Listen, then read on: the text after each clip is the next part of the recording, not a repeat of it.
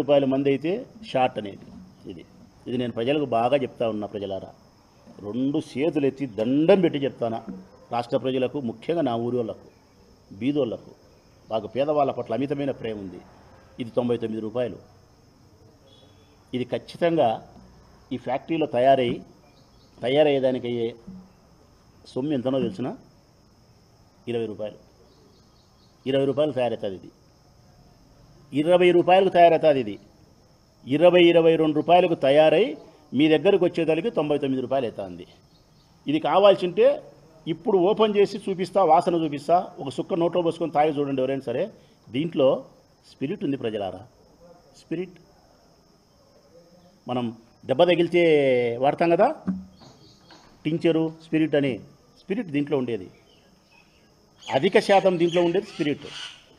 మందుకు ఒక మద్యాన్ని తయారు చేయడానికి కావాల్సిన రసాయన పదార్థాలు ఏవైతే కలపాలో అవి లేవు. స్పిరిట్ ఉంది. స్పిరిట్ తాగితే ఎప్పుడైనా కైపోతుంది. ఉత్త స్పిరిట్ తాగి చూడండి, కైపోతుంది. కాకపోతే పోతాయి, పేగులకు బొక్కలు పడతాయి, కిడ్నీలకు బొక్కలు పడతాయి, నీ శరీరంలో ఉండే ఆర్గానిక్స్ ఎన్ని చెడిపోవాలని అన్నీ చెడిపోతుంది. 50 సంవత్సరాలు 55 సంవత్సరాలు కల ఈ మందు 4 ఏళ్ళు తాగినారనుకో 50-55 ఏళ్ళు చచ్చిపోతారు. 99 రూపాయలు పెట్టినాడు. ఇది మనుషులు చంపడానికే, ఉద్ధరించడానికే. 99 రూపాయలు పెట్టినందుకు నేను వ్యతిరేకించడంలే.